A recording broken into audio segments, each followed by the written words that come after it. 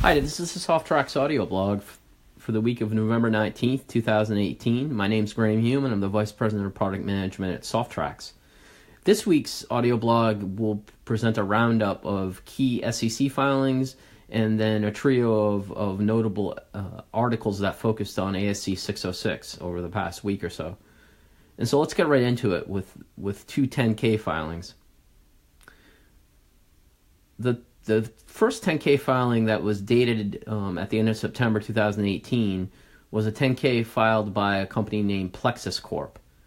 And so from our standpoint, the key section in that filing is in a section named Recently Issued Accounting Pronouncements Not Yet Adopted. And it starts at the bottom of page 49 and runs through the top of page 50. And in that is the company's assessment of 606 and the impacts it will have on its business upon adopting going into the new fiscal year. What's notable is it outlines the company's project plan in terms of what it's done to date and what it will do to adopt, and then it discusses how 606 will have material impacts on its revenue policies, procedures, and financial results. And then to cap it attaches metrics to its qualitative assertions by matching it with quantitative data points. Overall, solid. I think a key takeaway from the filing that I noted in a quote that I think will resonate is the following. Quote, "The company has determined that the new standard will result in a change to the timing of revenue recognition for a significant portion of the company's revenue, whereby revenue will be recognized over time as products are produced, as opposed to at a point in time upon physical delivery," end quote. And so I think, as you can see, the company makes no bones about it, that it feels that 606 will have a material impact, and it talks about why that would be the case. And so I think it's probably a 3 to 5 minute read at the most to run through the section. But if you're a company that's about to adopt, it's worth a read in terms of a succinct yet information-packed approach to putting forward expected impacts and what you're doing to evaluate 606 and then adopt it. The second 10K filing is for a company named PTC Inc. And again, this filing was for a fiscal year that ended at the end of September 2018. And so in that 10K filing, in a section named Recent Accounting Pronouncements, and then it has revenue recognition as a subtitle in that section. And it starts on page 50 and runs through the bottom of page 51. It's littered with a number of highly instructive pieces of information. And so, I think at a high level, while the company hasn't adopted 606 yet, its work to date appears to be comprehensive based on what's in this filing. In the filing, it does a relatively deep dive into the complexities of its contracts and then juxtaposes those complexities against the specific steps of ASC 606's 5-step model. And then it segues into a discussion on how its contract terms will be revised because of 606. And so beyond those points, it provides a qualitative picture to explain how the timing of revenue recognition will change in 606 and the reasons why it has determined that to be the case.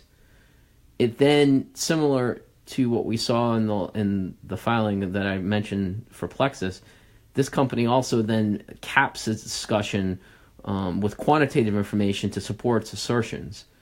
I think, overall, it's a textbook example of how a company can present expected impacts of 606.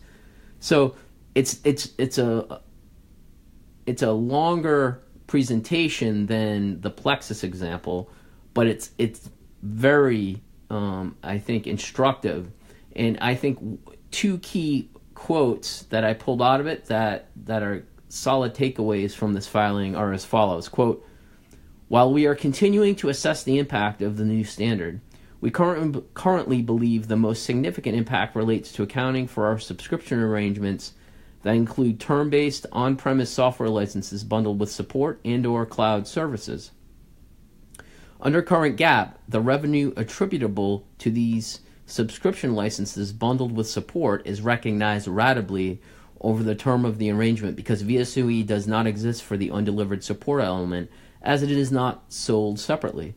Under the new standard, the requirement to have the VSOE for undelivered elements to enable the separation of revenue for the delivered software licenses is eliminated. Accordingly, under the new standard, we will be required to recognize revenue as a portion of the subscription fee upon delivery of the software license. End quote. And then it caps the discussion with the following quote. Quote, under implementation of the new standard in fiscal 2019, we expect to make revisions to contract terms with our customers for new orders that will result in shortening the initial, non-cancelable term of our multi-year subscriptions to 1 year. This change will result in annual contractual periods for the majority of our software subscriptions, the license portion of which will be recognized at the beginning of each annual contract period upon delivery of the licenses, and the support portion of which will be recognized ratably over the 1 year contractual period. As a result, we anticipate 1 year of subscription revenue will be recognized for each contract each year. However, more of the revenue will be recognized in the quarter that the contract period begins, and less will be recognized in the subsequent 3 quarters of the contract than under the current accounting rules. End quote. And so as you can see, pretty descriptive presentation of the impacts put forward there by PTC. I'd encourage you to read through all of it because it's layered with many more instructive points. But those are the 2 quotes that really resonated and I thought would be helpful for you.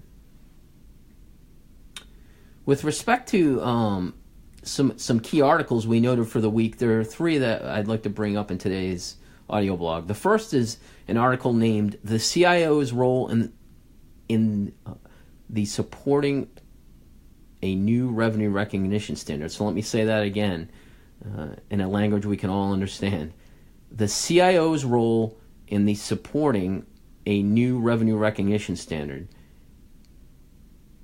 It's in Information Week, and it's by authors Mark Davis and David Pierce of Deloitte.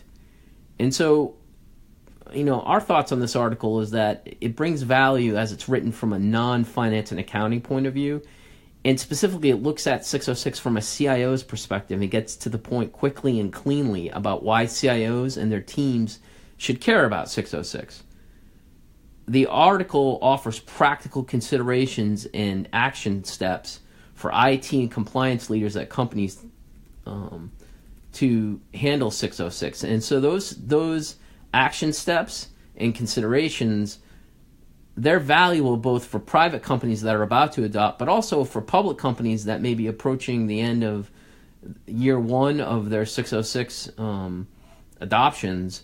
And at the end of that first year, they may be looking at ways to assess their implementations, assess their impacts, look at improvements to how they're adhering to 606, etc. This article can serve both masters with respect to companies that are about to adopt, and then for companies that already have, how they can implement process improvements to advance their 606 adherence going forward. So, solid article, worth a read. I think another article that we noted was in the Motley Fool, or it's on motleyfool.com.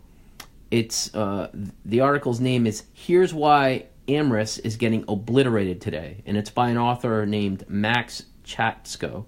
And so the article is short, but it hits on a current example of how ASC 606's principles-based approach, where it requires significant judgments and estimates, can negatively affect a company's results if those estimates and judgments are incorrect. And so the article discusses how estimates on royalties were flawed under 606 for the company, and it led to a material drop in its financial results. I'd encourage you to take a look at that. It's likely a 2 to 3 minute read, but it provides a lot of food for thought in terms of, if the estimates go sideways on a company, how pretty soon thereafter in upcoming quarters, the results can be negative.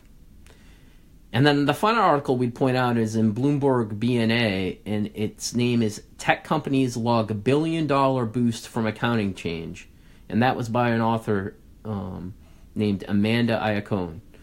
And so this is an informative article that focuses on the income statement impacts of 606. And so it offers a perspective from an income statement standpoint, but it does so in a unique way in that it puts forward a perspective seldom seen in other articles on 606 to date, in that it talks about metrics that companies can rely on that shouldn't change as a result of 606 adoptions, and that could be used as baseline metrics and data points when analysts, investors are looking at companies that are adopting or have adopted but may still be in a state of flux because of 606.